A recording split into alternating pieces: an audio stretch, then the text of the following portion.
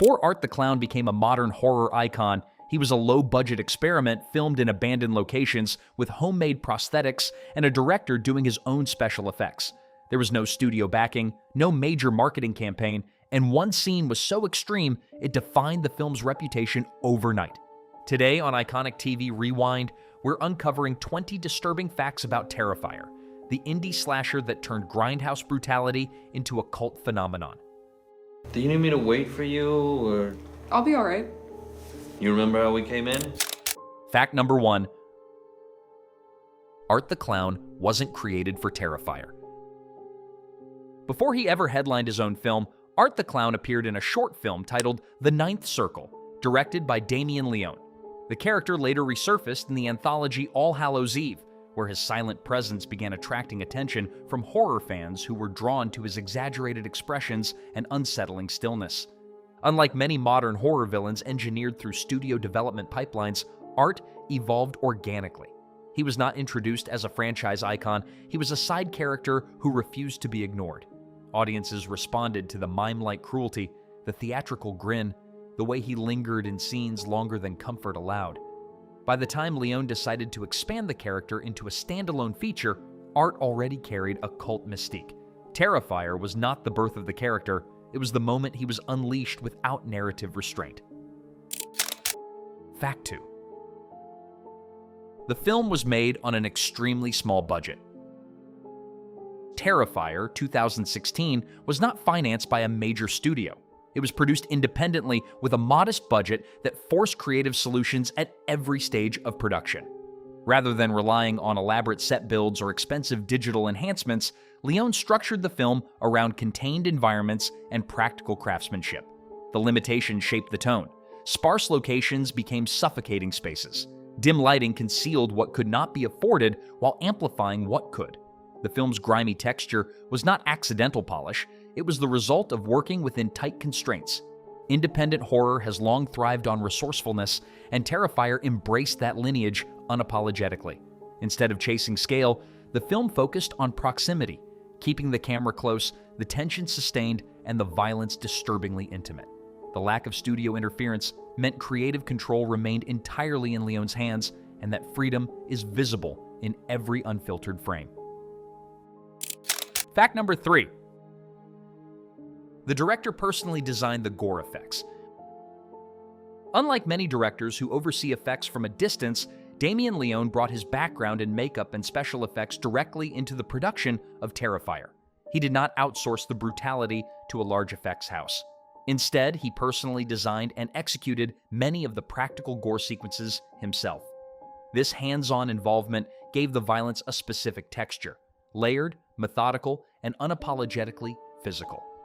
Practical blood behaves differently than digital enhancements. It reflects light unevenly, interacts unpredictably with surfaces, and forces actors to react to something tangible in the room. That tactile quality is part of what makes Terrifier feel raw rather than glossy. Leone's dual role as director and effects artist blurred the line between storytelling and craftsmanship, ensuring that the horror was not just conceptual, but physically constructed frame by frame. Fact 4. The hacksaw scene defined the film's reputation. Every cult horror film has a moment that crystallizes its identity, and for Terrifier, that moment was the now infamous hacksaw sequence. The scene unfolds with deliberate pacing, refusing to cut away or soften the brutality once it begins. Leone has acknowledged that the sequence pushed boundaries even within independent horror standards, and there were discussions about whether it might be too extreme for some audiences. Ultimately, it remained intact. The decision cemented the film's notoriety almost immediately. Viewers who encountered Terrifier rarely forgot that scene, and word of its intensity spread rapidly through horror forums and streaming platforms. It was not just shocking for the sake of excess, it was staged with unsettling patience, forcing the audience to sit with the violence rather than escape it. That sequence became the film's calling card, a declaration that Terrifier would not flinch. Fact 5. The film was shot in real gritty locations. The atmosphere of Terrifier feels grimy and industrial because much of it genuinely was. Rather than constructing elaborate soundstage sets, The production utilized real, low-cost locations that already carried a sense of decay. Bare concrete walls, harsh lighting, and minimal set dressing contributed to an environment that feels less like a cinematic playground and more like an abandoned space discovered by accident. Shooting in practical locations required adaptability, but it also injected authenticity into the frame. The surroundings were not polished. They were imperfect, textured, and uncomfortably real. That realism enhances the isolation felt by the characters and strips away the safety net often present in studio horror. The result is a film that feels grounded despite its theatrical villain, as though the nightmare could unfold in spaces that exist just outside ordinary view. Fact 6. The audition that locked in Art's personality. When the role of Art the Clown was being cast for Terrifier 2016, the character had already appeared in earlier projects, but he had not yet found his definitive on-screen presence. That changed when David Howard Thornton auditioned. Rather than approaching the part like a conventional slasher villain, Thornton leaned fully into physical performance. During his audition, he improvised a grotesque silent pantomime in which Art decapitated an imaginary victim, inspected the severed head with exaggerated curiosity, tasted it, reacted with disappointment, and then mimed seasoning it before sampling again. It was theatrical, absurd, and deeply unsettling all at once. That balance of playful mime and calculated cruelty is what convinced Damien Leone that he had found the definitive version of the character. In that moment, Art transformed from a simple masked killer into something more expressive and psychologically unnerving, a villain who appeared to enjoy his own brutality. Fact number 7. Art the Clown never speaks.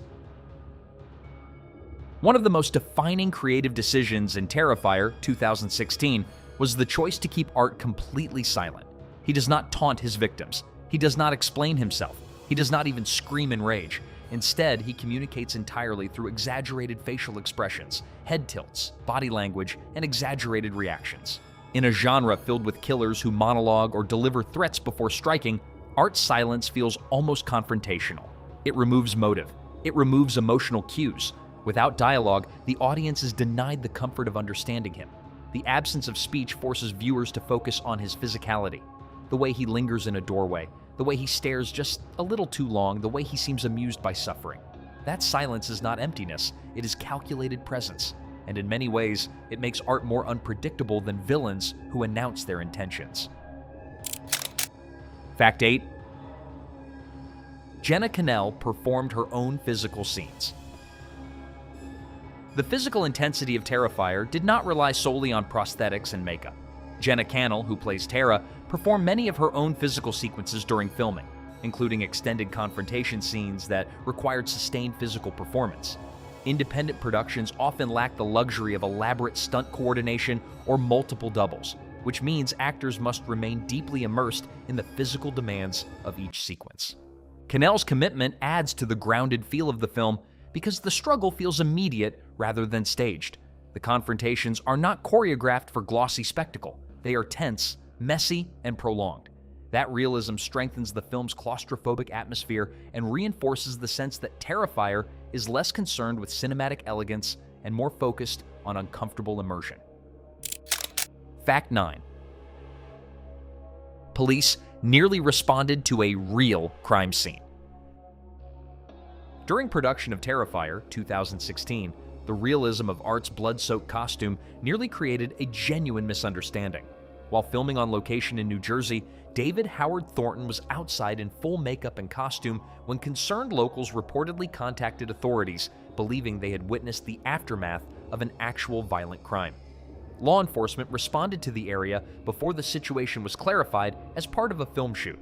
Although no one was harmed, the incident underscores how convincingly disturbing the practical effects appeared even outside controlled filming conditions. Horror is designed to simulate danger within safe boundaries, yet in that moment, the illusion spilled briefly into reality. The boundary between performance and perception blurred, and it reinforced just how viscerally authentic the film's practical effects were. Fact number 10. The film built its reputation through streaming and word of mouth. Unlike studio horror films that debut with massive theatrical campaigns, Terrifier 2016 built its audience gradually through streaming platforms and word of mouth within the horror community. Viewers discovered it late at night on VOD services, shared clips on forums, and debated its most extreme moments online.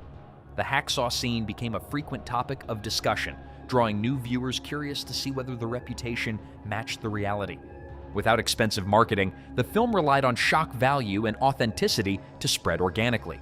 That grassroots growth gave Terrifier something many studio releases struggled to achieve: genuine cult momentum. Its audience did not arrive through saturation advertising, it arrived through recommendation and curiosity. Over time, the film transitioned from obscure indie slasher to underground horror staple, proving that independent genre films can carve out longevity through intensity and consistency rather than scale. Fact number 11. Damien Leone maintained full creative control. One of the defining strengths of Terrifier is that it was never filtered through studio oversight. Because the film was independently produced, Damien Leone retained full creative control over tone, pacing, and content. There were no executive mandates requiring the violence to be trimmed for a safer rating, no studio notes softening the ending, and no pressure to reshape art into a more commercially digestible villain. That autonomy allowed the film to lean fully into its grindhouse brutality without compromise.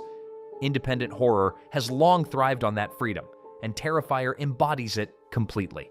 Every extended sequence, every uncomfortable pause, every moment that lingers just a little too long exists because the filmmaker chose to leave it there.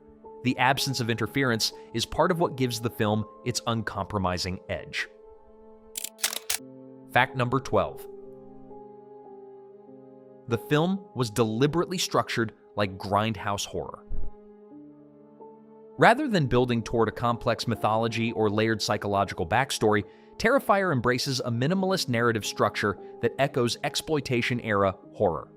The plot is simple, almost stripped down to its barest essentials, allowing atmosphere and brutality to dominate.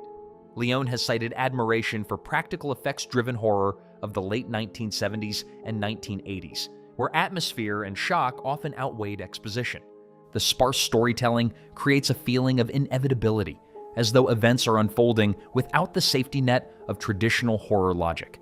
By refusing to over-explain art or anchor the film in heavy mythology, Terrifier keeps the focus on presence and tension.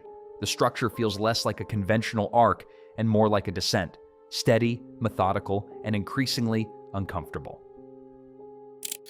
Factrin: it was released unrated.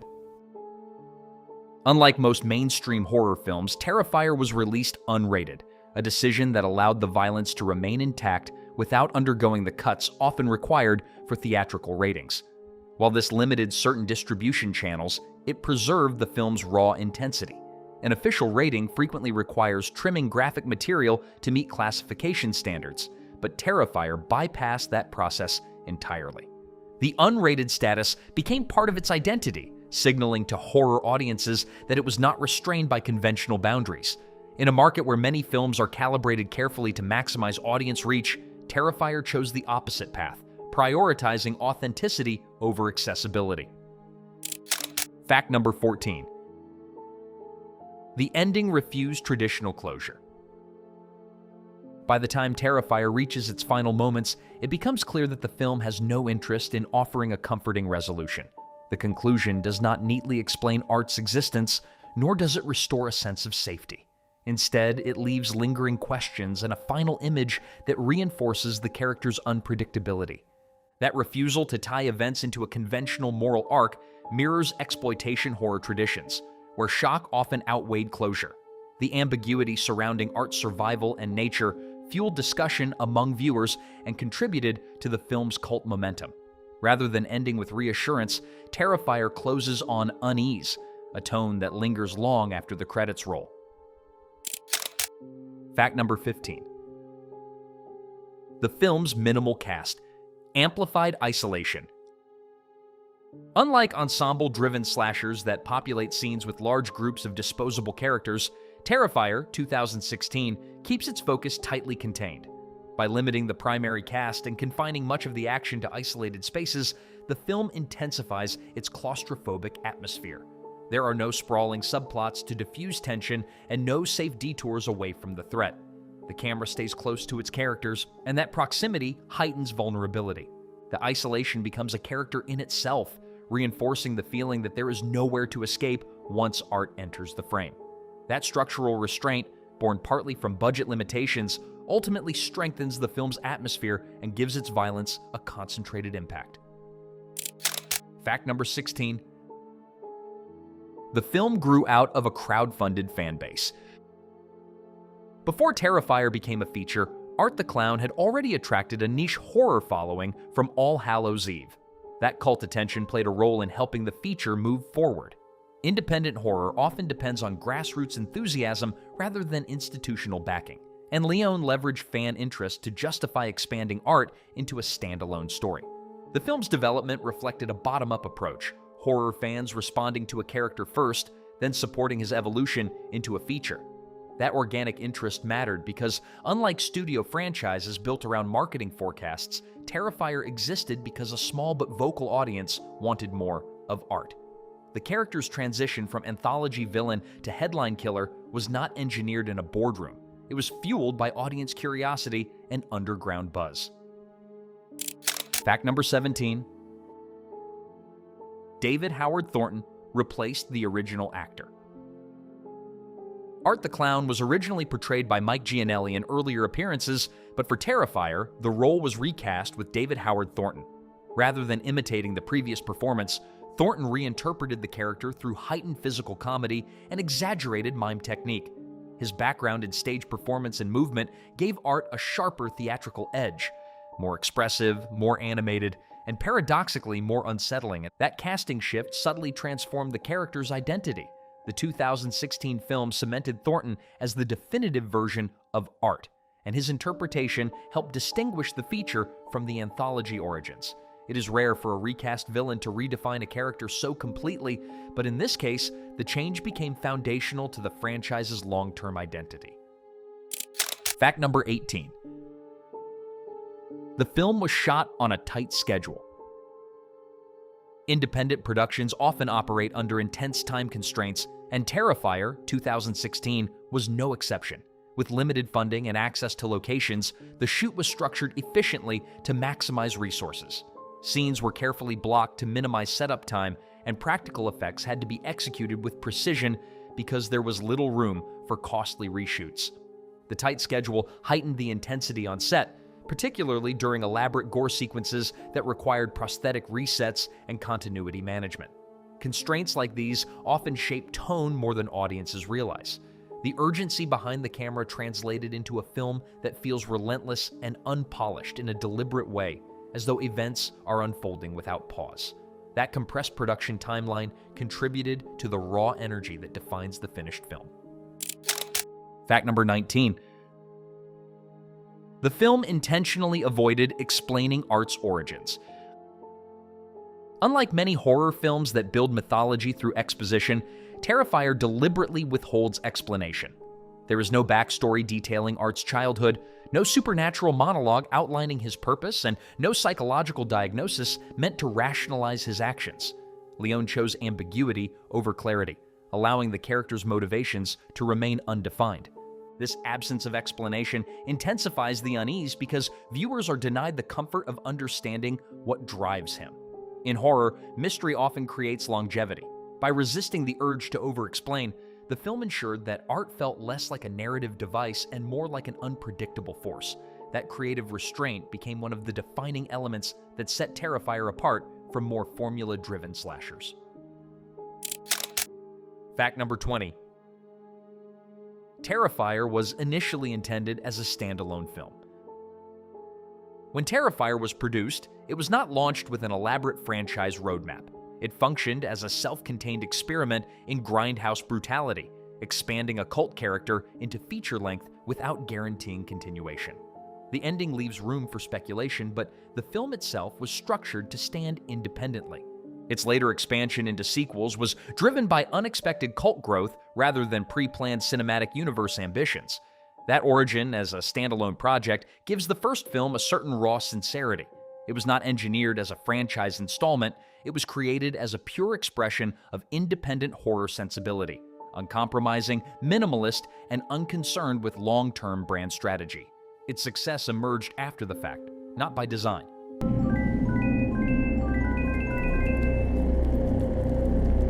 What started as a small, self-contained experiment became one of modern horror's most recognizable underground titles. Terrifier wasn't built to launch a cinematic universe.